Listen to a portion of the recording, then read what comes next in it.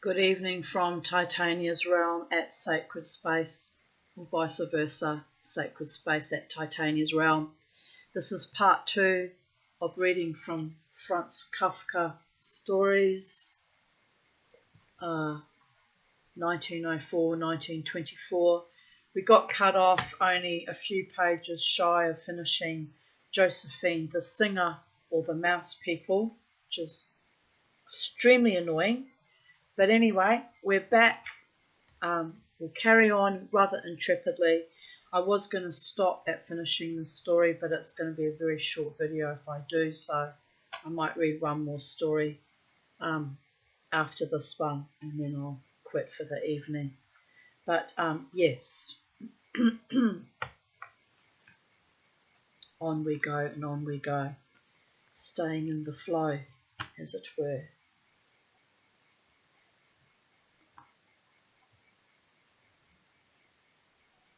Got to find where we're up to, because when we got chopped off it was annoying.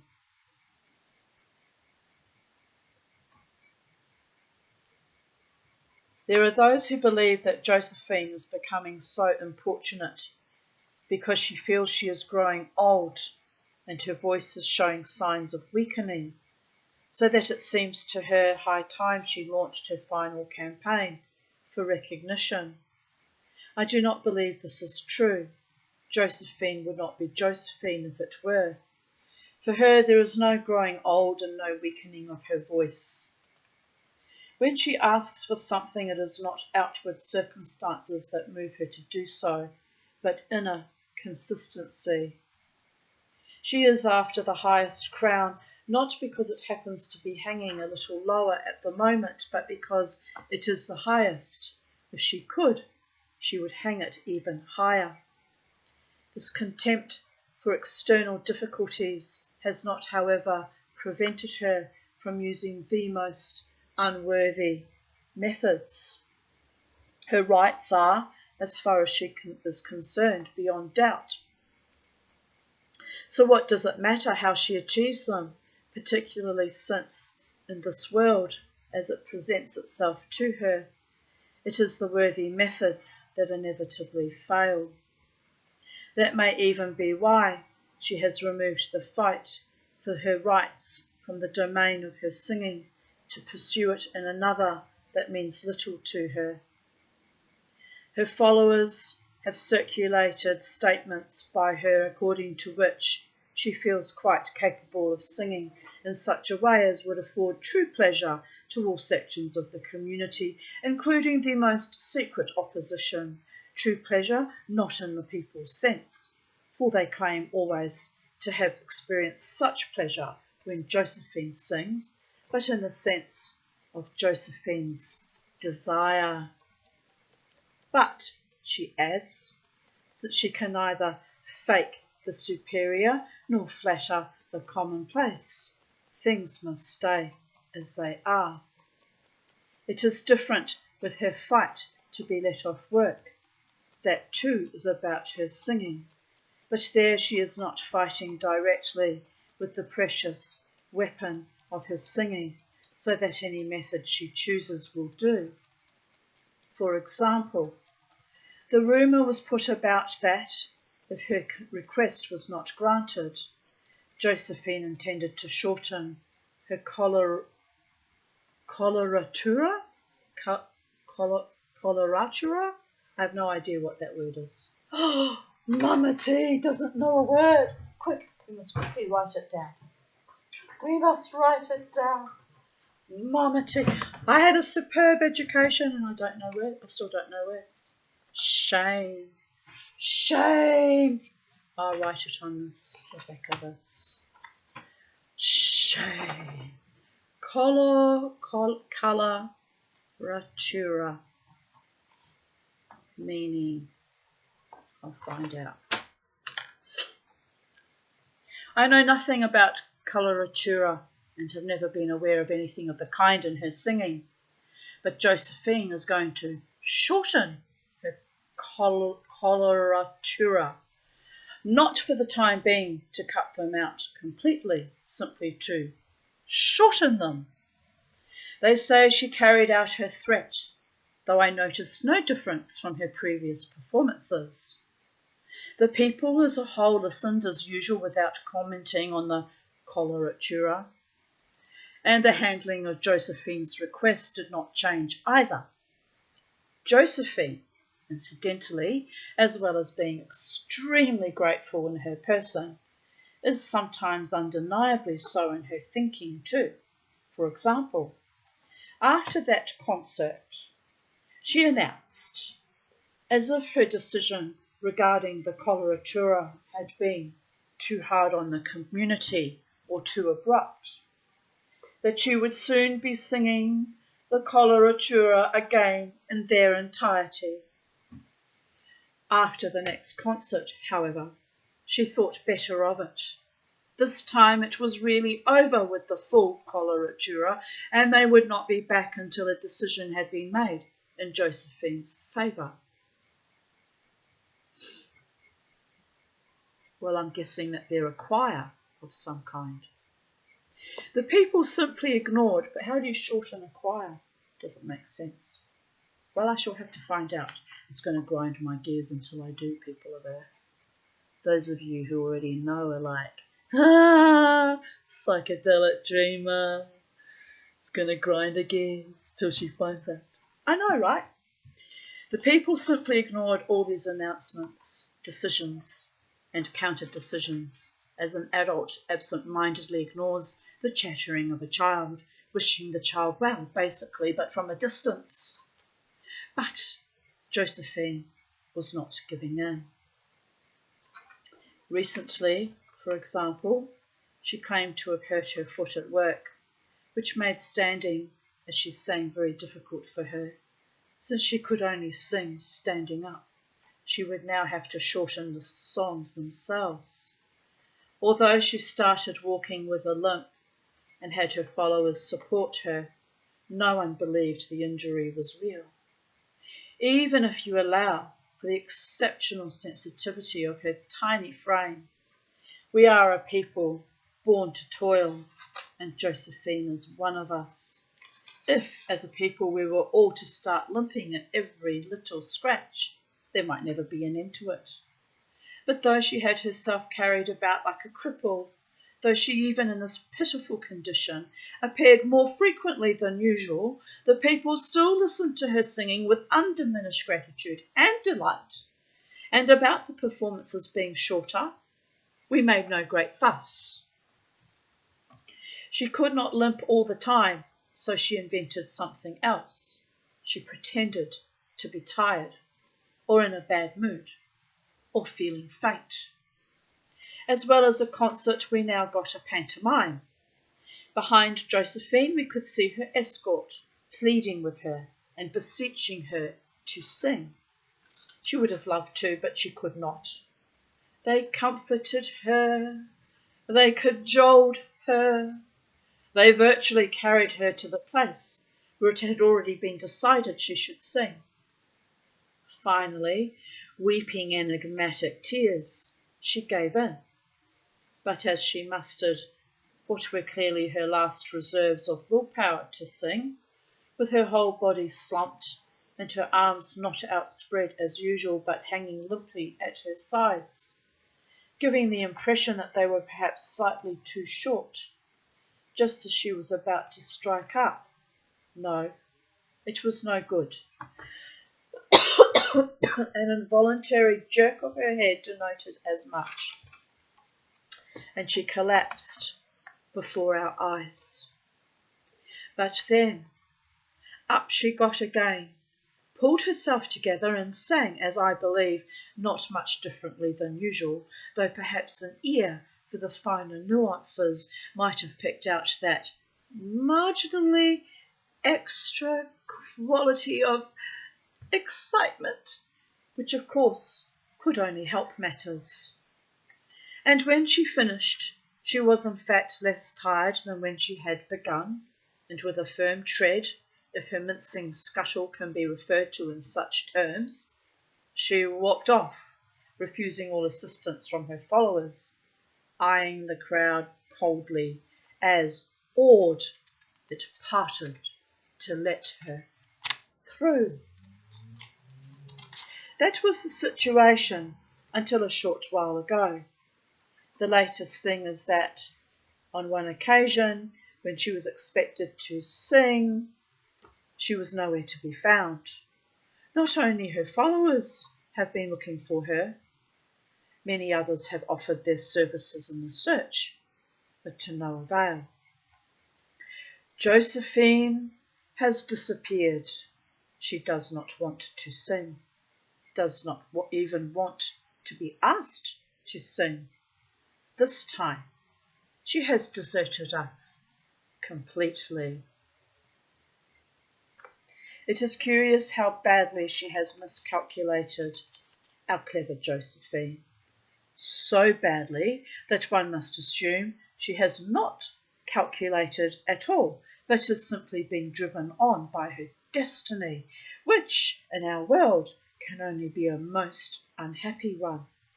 She is deliberately declining to sing, herself destroying the power that she has acquired over our hearts and minds. How was she ever able to acquire that power if she knows those minds so poorly?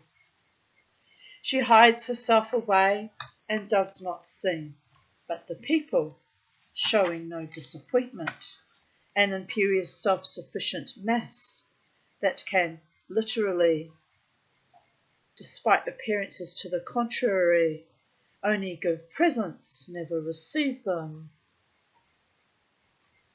Not even from Josephine. This people quietly goes its way.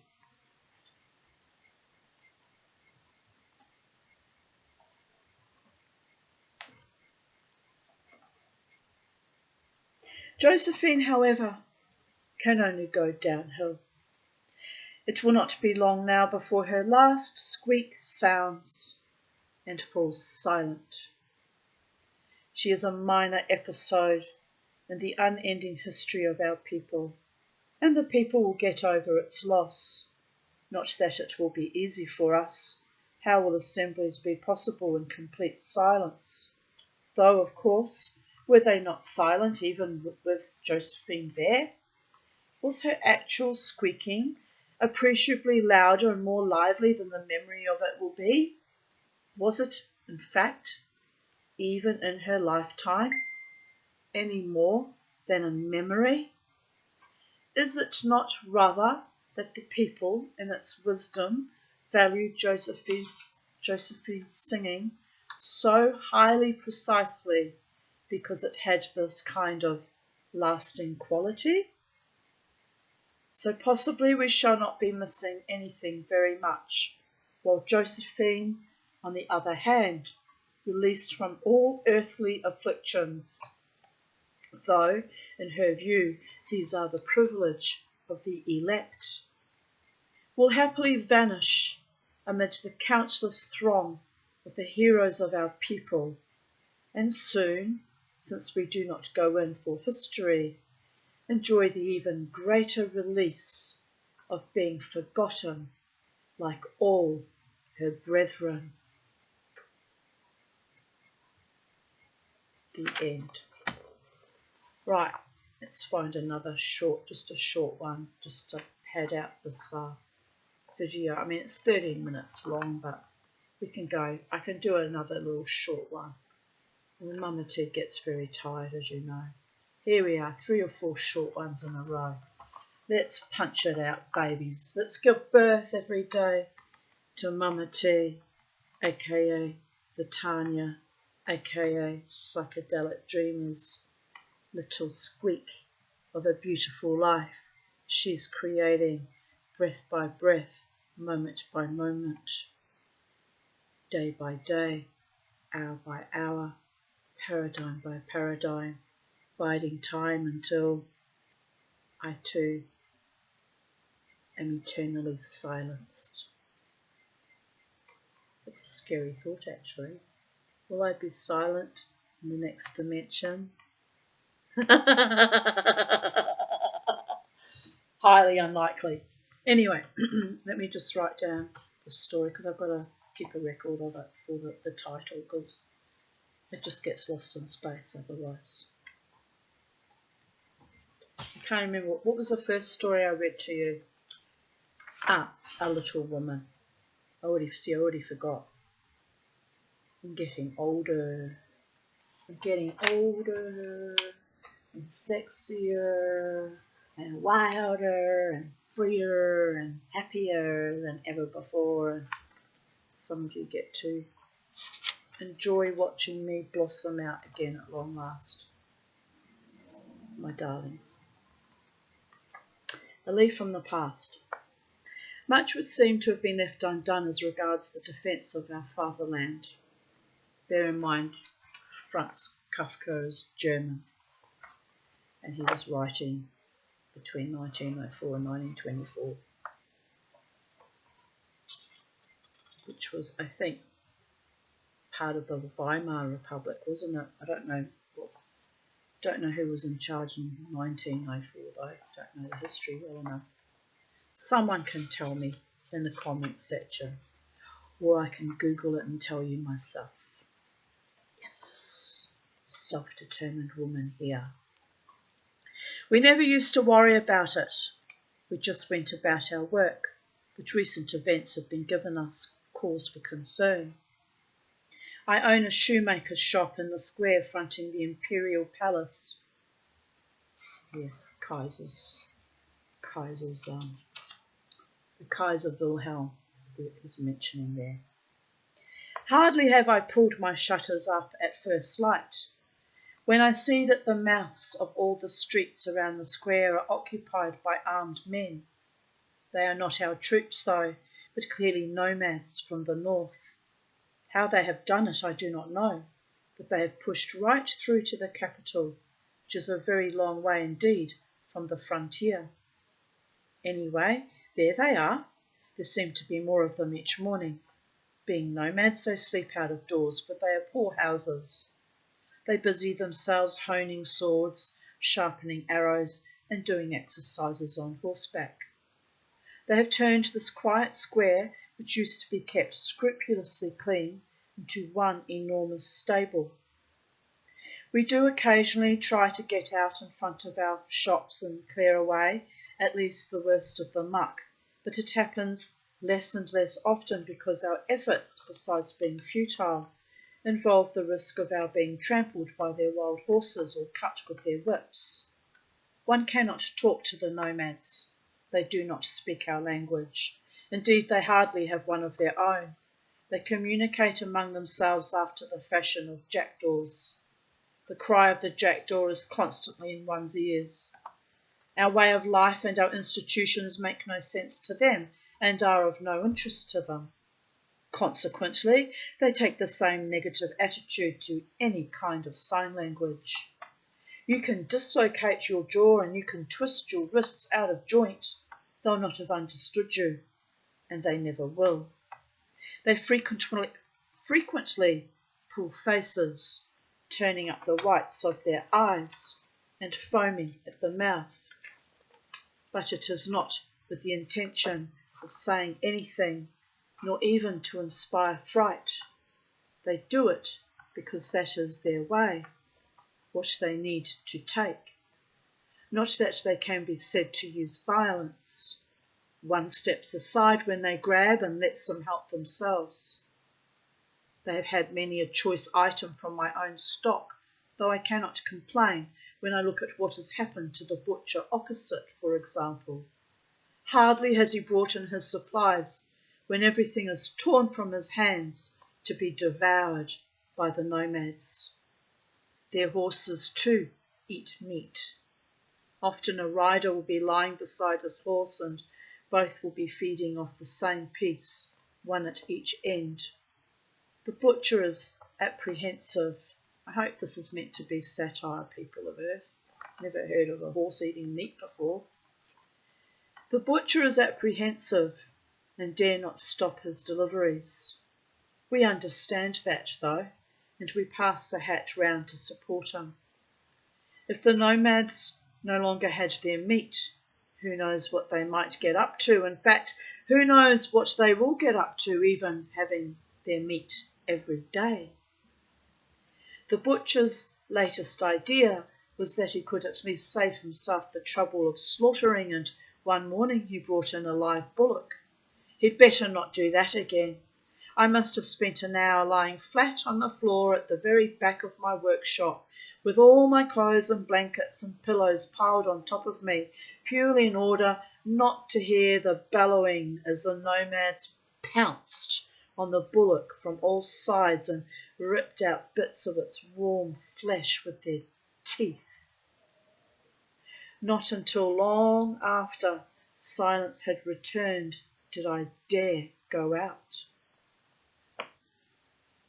Like topers around a wine barrel, they lay in an exhausted circle around the bullock's remains. That was when I thought I caught sight of the emperor himself at one of the palace windows. He never comes to these outer apartments normally, always keeping to the innermost garden. But on this occasion, so at least it seemed to me, there he stood at the window, with head bowed, watching the goings-on outside his palace. How will things turn out, we are all wondering? How long will we suffer this burden and torment? The imperial palace, having lured the nomads here, is incapable of driving them away. The gate remains closed. The guard who used always to be marching in and out with a great deal of ceremony stay inside behind barred windows. The salvation of the fatherland is in the hands of us artisans and tradespeople. We, however, are not up to such a task, nor have we ever pretended to be so. It is all a misunderstanding, and it will be the ruin of us. The end.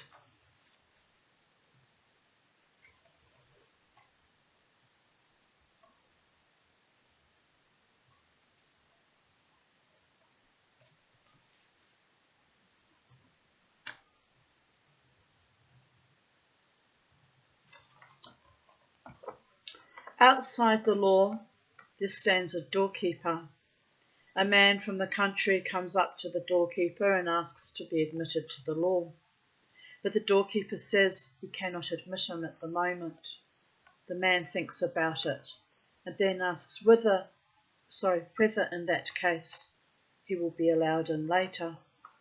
Possibly, says the doorkeeper, but not at the moment. The door of the law standing open as always, and the doorkeeper stepping aside, the man bends down to look through into the interior. The doorkeeper notices and says with a laugh, "If you're that keen, why don't you try to get in despite my ban? But remember, I am powerful, and I am only the lowest ranking doorkeeper. From room to room there are other doorkeepers, each more powerful than the one before. The mere sight of the third one is already more than even I can stand." The man from the country had not anticipated such difficulties. Access to the law ought to be available to everyone at all times, he thinks. But after a closer look at the fur-coated doorkeeper, at his great pointed nose and his long, straggly black tartar beard, he decides that he will in fact wait until he receives permission to enter. The doorkeeper gives him a stool and lets him sit down to one side of the door. There he sits for days, for years on end. He makes many attempts to be let in and wearies the doorkeeper with his requests. The doorkeeper often starts interrogating him in a small way, asking him about his home and about many other things, but his questions are of the apathetic kind that high-ups ask, and he always finishes by repeating that he cannot let him in yet. The man who had packed a good deal of equipment for the journey invests everything, no matter how great its value, in attempts to bribe the doorkeeper. The latter accepts it all, but says as he does so, "I'm accepting this only lest you should think you'd left some stone unturned." Throughout those many years, the man observes the doorkeeper almost without interruption. He forgets about the other doorkeepers, and this first one seems to him the only obstacle to his entering the law. He curses his ill luck recklessly and out loud in the early years, later as he ages, only muttering under his breath. He grows childlike, and having in his years of studying the doorkeeper come to know even the fleas in the man's fur collar, he pleads with the fleas too to help him by persuading the doorkeeper to change his mind. Eventually, his sight begins to fail, and he does not know whether it is really growing darker around him or whether his eyes are deceiving him. He does, however, now discern in the darkness a brilliance that burst inextinguishably from the door of the law. He has not long to live. Before he dies, everything he has learnt in the entire time becomes concentrated in his head into a question that he had not asked the doorkeeper hitherto. He beckons him to approach, for his body is growing stiff and he can no longer get up. The doorkeeper has to bend right down to him, the difference in height between them having altered very much to the man's disadvantage. "What do you want to know now?" the doorkeeper asks. "You're insatiable." "Everyone seeks the law," says the man. "So how is it that in all these years no one but me has demanded admittance?" The doorkeeper sees that it is all over for the man, and to penetrate his growing deafness, he shouts at him, "No one else could gain admittance here, because this entrance was meant for you alone. Now I'm going to close it."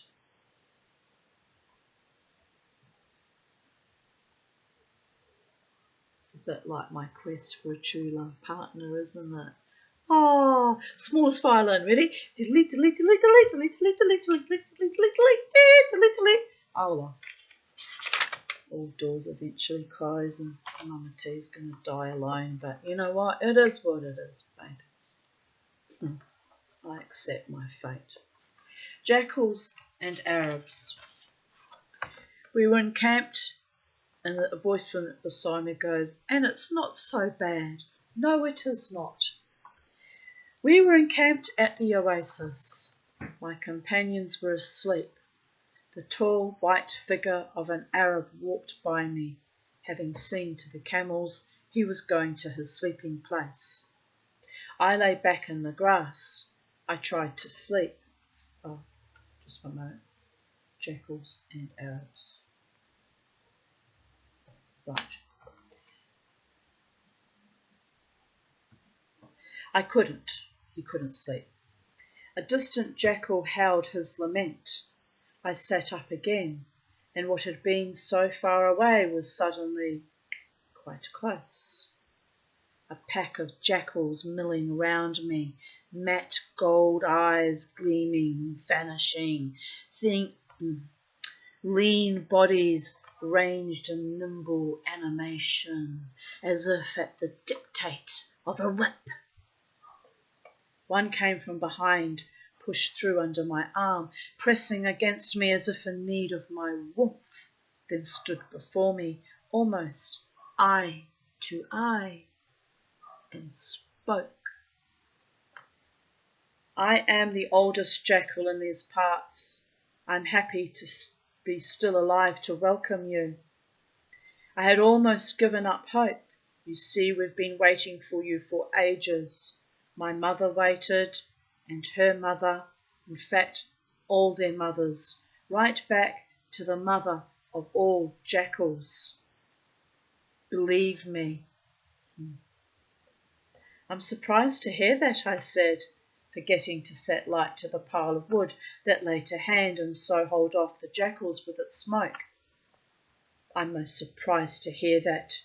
It's quite by chance that I have come down from the far north and am here on a short journey. What is it you want, jackals?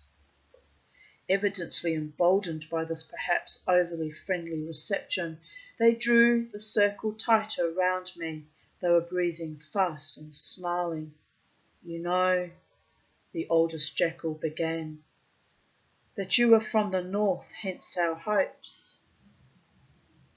It is the home of the kind of intelligence that here among the Arabs simply does not exist. There's not one spark of intelligence to be struck from their cold arrogance, take my word for it. They kill animals to eat them. Carrion, they spurn. Keep your voice down, I said. There are Arabs sleeping nearby. You really are from foreign parts, said the jackal, or you would know that never in all history has a jackal been afraid of an Arab. What are we to fear them? Is it not bad enough that we should be outcasts among such people? Possibly, I said. Possibly. I don't presume to pass judgment on matters so far removed from my own concerns. It seems to be a very ancient feud, a blood feud probably, so it will probably take bloodshed to end it. You are very wise, the old jackal said, until they all began to breathe even faster, their lungs racing though they were standing still. A sour smell, which at times was bearable only with clenched teeth, emanated from their open mouths. You are very wise. What you say is in accordance with our ancient law. So we shed their blood, and the feud is over. Oh, I said more fiercely than I had intended. They will fight. They will mow you down in packs with their guns. You misunderstand us, he said, in the manner of men, which I see is not lost even in the far north. We shall not kill them. Not all the waters of the Nile could wash us clean. Why, we run at the mere sight of them alive, seeking the purer air of the desert, which is white as our home. And all the jackals around me, who had meanwhile been joined by many more from farther off, lowered their heads between their forelegs and began to clean them with their paws. 'Twas as if they were trying to conceal a loathing so appalling that it made me want to take a great leap out of their circle and escape. What do you mean to do? I inquired, trying to get up, but I could not move. 2 young animals had come up behind me and sunk their teeth into my robe and shirt. I had to remain seated. Got to get my bloody glasses tightened up. They're falling off my face. It's driving me nuts. They're holding your train, the old jackal explained earnestly. A mark of respect. Well, tell them to let me go, I shouted. I turned to them. Let go! They will, of course, said the old jackal, if you insist. Only it takes a little time, because they have bitten in deep at following our custom and must ease their teeth apart slowly. Meanwhile, hear our plea. Your behaviour has hardly put me in a receptive mood, I said. Don't hold our clumsiness against us, he said, and it was the first use he had made of the plaintive sound of his natural voice. We are poor beasts. We have only our teeth. For everything we want to do, good or bad, we have nothing but our teeth. What do you want then? I asked, not much appeased. Master, he cried out, and all the jackals howled. In the far, far distance it sounded to me like a tune. Master, you shall end the feud that divides the world. You are the one our fathers prophesied would do this. We must have peace from the Arabs, ere we can breathe, our outlook from horizon to horizon, purged of their presence. Not one cry of ram slaughtered by Arab, a quiet end for all animals. Quietly let them lie for us to drink their blood and pick their bones clean. Purity, purity is all our desire. By now they were weeping and sobbing. How, oh how, do you suffer this life, O noble soul, O sweet and precious vitals? Filth is their white, filth is their black, their beards are an abomination. A glimpse of the corners of their eyes is enough to make one's stomach heave, and when they raise their arms, their armpits are a gaping hell. Therefore, O Master, dear Lord and Master, lend us your all-powerful hands. Lend us your all-powerful hands. Take these scissors and cut their throats.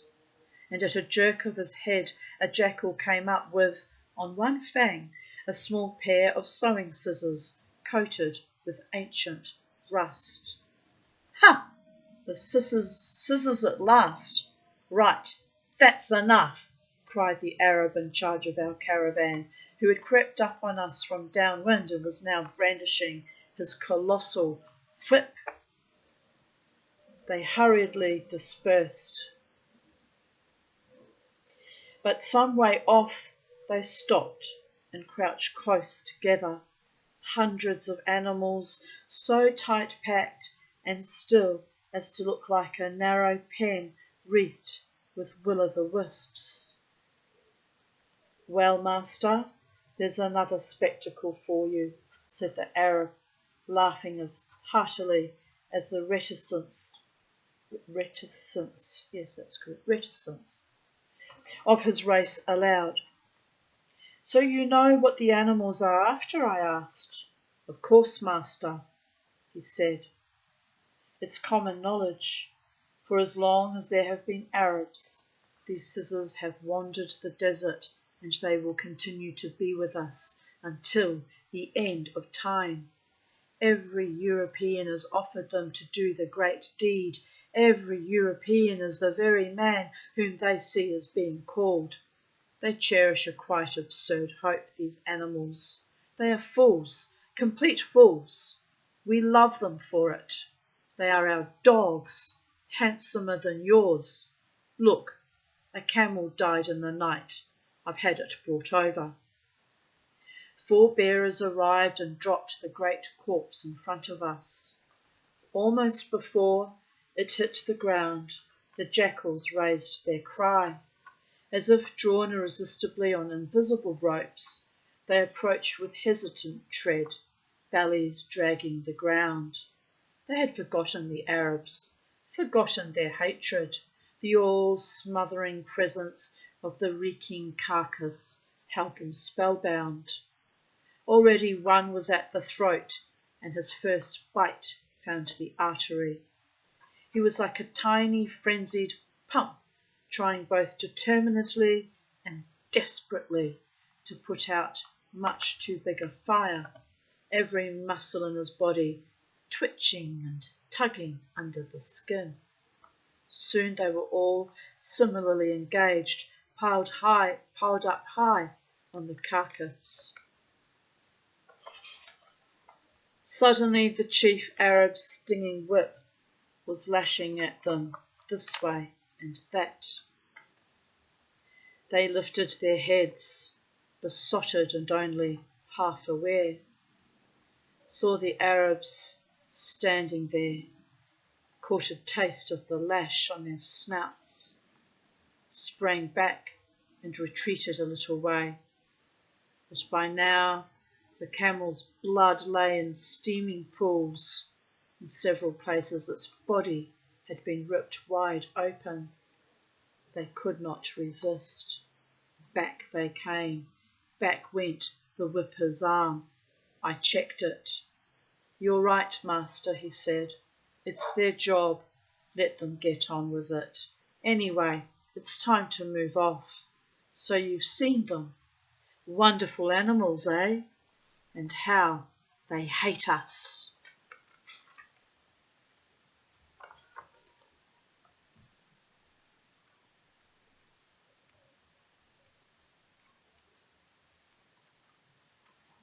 I might just stop there. I'm tired now. We're 40 minutes in and we had the other long video that got chopped up. So, genug. Enough is enough, my darlings. I hope you enjoyed that. It was very entertaining for me also, and interesting, and Jungian synchronicities, and kind of have to laugh at the collective unconscious and how like heals like, and various themes have been revisited today, and yes, interesting, potent spiritual day in spite of my upset and disappointment today. Anyway, tomorrow my handsome, talented, wonderful friend is coming to see me, and we're going to go out somewhere, and I haven't seen him for it's been I think about 2 or 3 months, I can't remember. Anyway, I'm looking forward to seeing him, and he will not treat me like an outcast or a leper or an unworthy person. He's already indicated on Facebook when he saw my outrage that he's looking forward to spending time with me tomorrow. So we haven't fine-tuned where we're going or what exactly we're going to do, but hopefully it'll be another lovely day, and we'll make the best of our day and create our own unique brand of magic, which for Jared and I involves usually, going to forests or beaches or walking around the shops and looking at interesting things. So I don't know what he's planning. It's his kind of his birthday outing, so I'll let him decide what he, choose what he wants to do in honour of his birthday, which was on the 28th of September. So I haven't even bought him a present, so I'll have to think about what I'm going to get for him. Probably while we're out, we'll find something of interest. Sometimes I like to do that on the fly, on the hoof, so to speak. So, and he's used to me not being very organised and not always having a present in time for birthdays. And sometimes I do, sometimes I don't. Depends where my head's been at, what's been going on. And it's kind of difficult to buy I find it difficult to buy things for men.